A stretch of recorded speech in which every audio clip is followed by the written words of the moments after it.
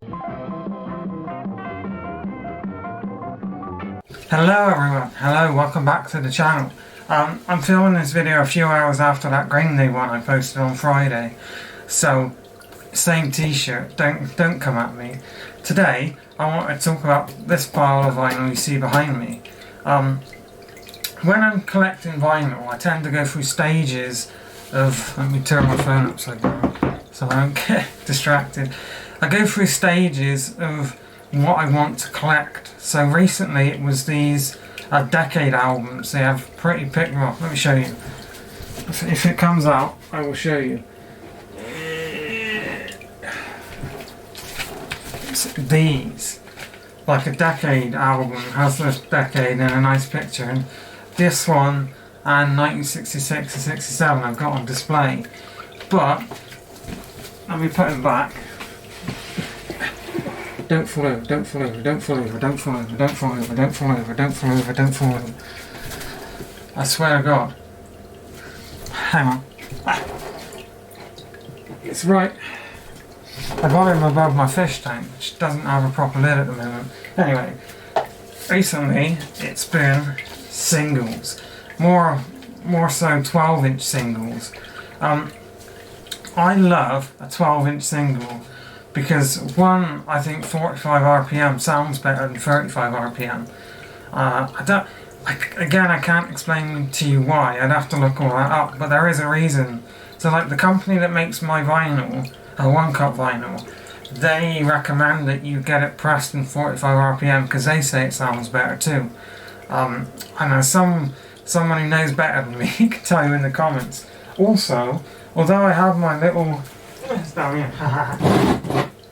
Although I have my little silver box of what I call them 45s, which doesn't help, but little box of 7 inches, these are just, they're flimsy and they're too small, and some of them don't play because the weight on my record player is too much. It's usually on 1.5, but I have to put it down to 0 to get some of them to play, which I don't really want to have to mess with it, although I've never had a problem with these 12-inch singles. So we are just going to go through these songs. I'm going to tell you all about them, and we're just going to nerd out about some good music.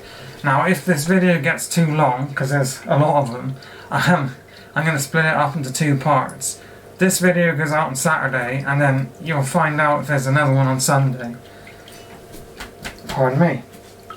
And also, I'm doing this in terms of decade as well. So, there's 2 here for the 50s, I've got 2 for the 70s, and then I've got about 15 for the 80s, because in my opinion, in terms of hit singles and one-hit wonders, nothing beats the 80s. It had the best singles in the charts. Although, you know, there's good music in any decade, but the 80s had it all, in my opinion. Anyway, let's begin with Ritchie Valens and La Bamba. Now, this one is actually a reissue from 1987. But technically the song came out in 1958, so don't come at me. Although it is a Spanish song and I don't speak Spanish, it's so catchy and iconic, and the guy is a legend, absolute legend. The only thing is, unfortunately, because his life was cut short in that horrific plane crash, God bless him, but because his life was short, so he couldn't make a lot of music, his music gets mixed up with Buddy Holly, who unfortunately was also in that plane crash.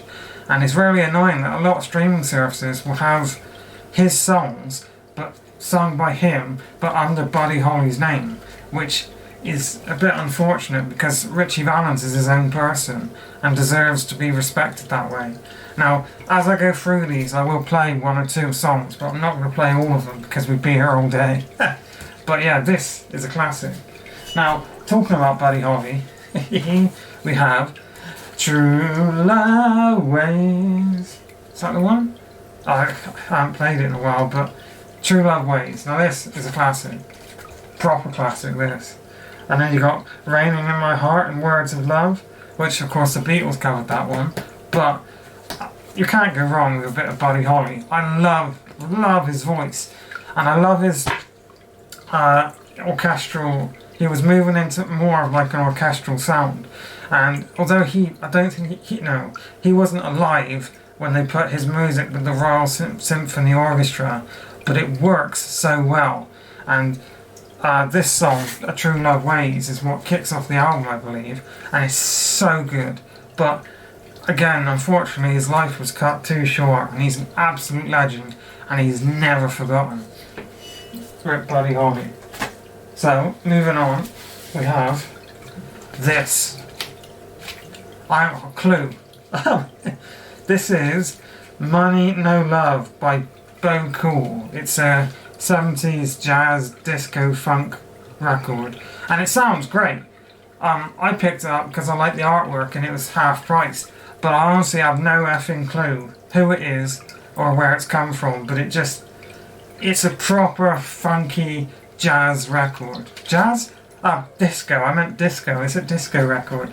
Now, side A is just an instrumental and that sounds great, but side B has some weird rapping on it, which, I mean, the rapping to me is not even in like a proper sequence or like a flow, and it doesn't really sound that great. So if you pick this one up, I would definitely recommend only listening to the A side, but there's not much more to say about that one.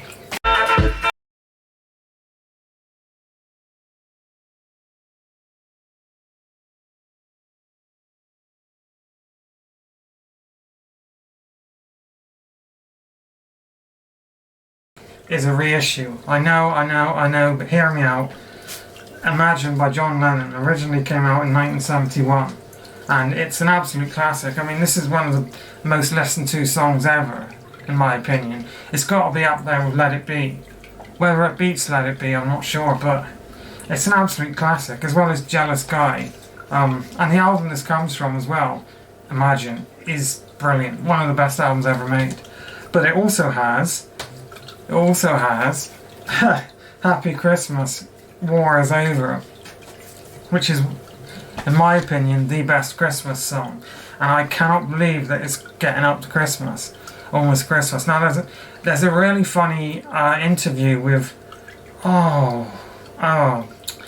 it's George Harrison on the his name's Dick Cavett, I think his name is. I hope I get that right, I'll put it down.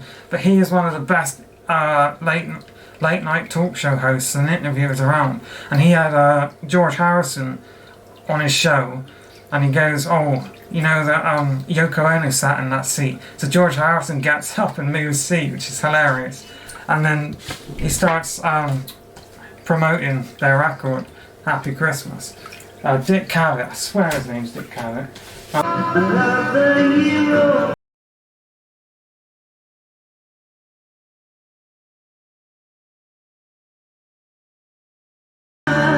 Lastly, I didn't actually know if this was 70s, I couldn't remember. It doesn't say on here, but this is a library copy of Stevie Wonder's Part-Time Lover, which is one of the grooviest songs I have in my collection. This is an absolute classic, you cannot go wrong.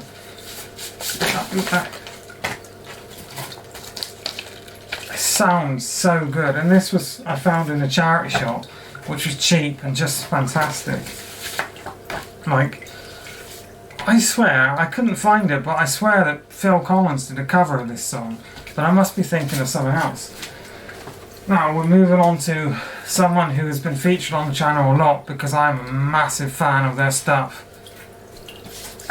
We have Prince with Bat Dance from the 1980s film, the Batman film.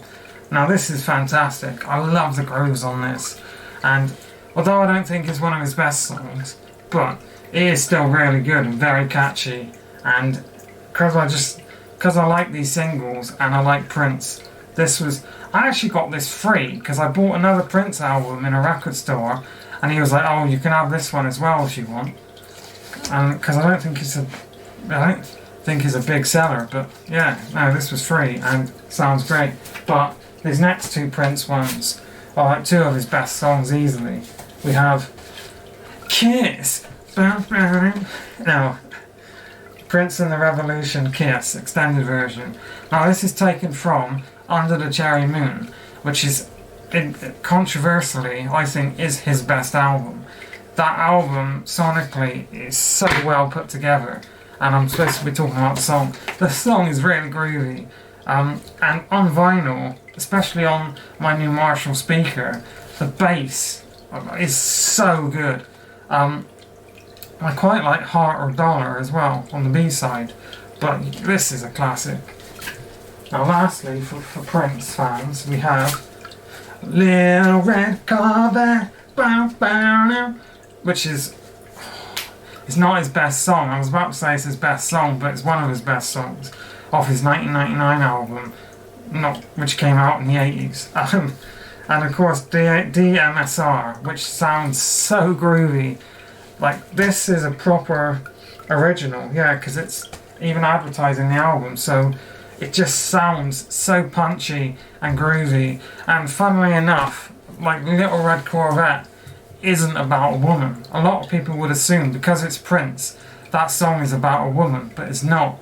It's an actual car that he used to borrow off his friend, who I'm forgetting her name. Because I read his autobiography, which is one of my favourite books, and I should remember her name. Oh no, I'll have to put that up on the screen as well. But he kept borrowing her car, and I believe one day he crashed it. But yeah, it's just, I love Prince. Prince is an absolute character, and you can't go wrong. Now, I actually have two copies of this next one. We have Say Say Say by Paul McCartney and Michael Jackson. Now, this is easily one of the grooviest songs, and although Paul McCartney sounds great, Michael Jackson kills it. Obviously this is prime Michael Jackson, 1983?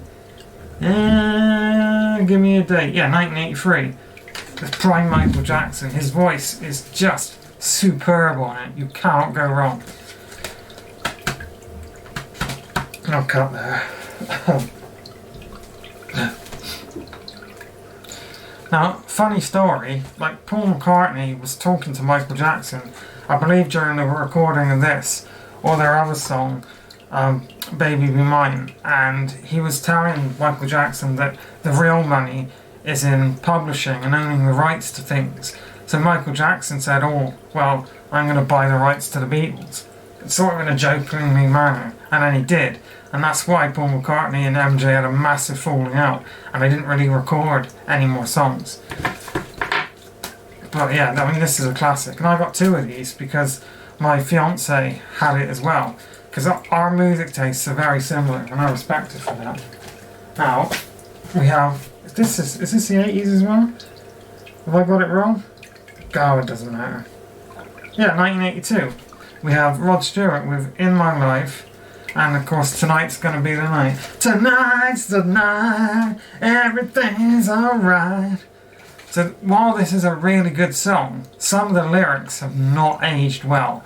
And I am not one to use the term cancel, or like, I don't think he should be cancelled or any of that rubbish, but it's just really creepy.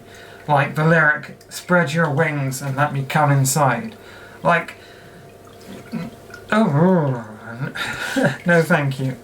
I know it's supposed to be sexy and sensual in a way, and maybe it is to women who are attracted to men, but it's like, I don't know, I just don't, it's just weird. But otherwise, it's a good song. We have Foreigner with That Was Yesterday. Now, I haven't really listened to this one much. Again, this is another really cheap one, but Foreigner are one of the best bands ever. And their greatest hits album, I have played to death. I think I've played that album so much that it's been worn from where I play it too much.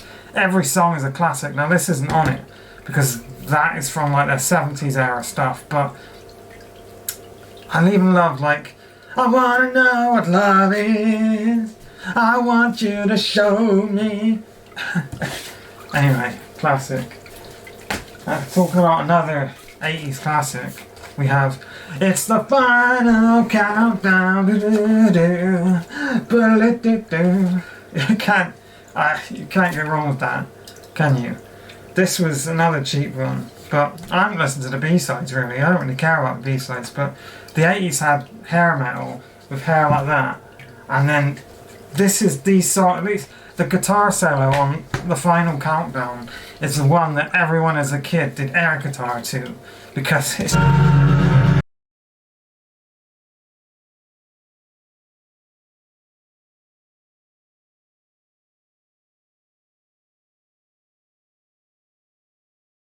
just so good. Now, this video is almost 15 minutes, so I'm going to end with a great, absolute banging tune from an Australian band called Inks with I Need You Tonight. Bam, bam, bam, bam, bam, bam, bam, bam, which is one of the grooviest songs I've ever heard, and it sounds so good. Absolutely love his voice. Their album, which I can't remember what their album's called, but it's an absolute classic and one of the best albums of the 80s. And I can't recommend this song enough if you haven't heard it, but I assume if you watch this video this far through, you probably heard this song.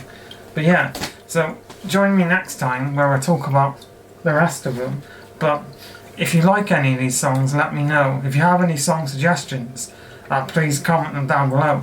Thanks for watching, and I will see you again soon. Take care, everyone.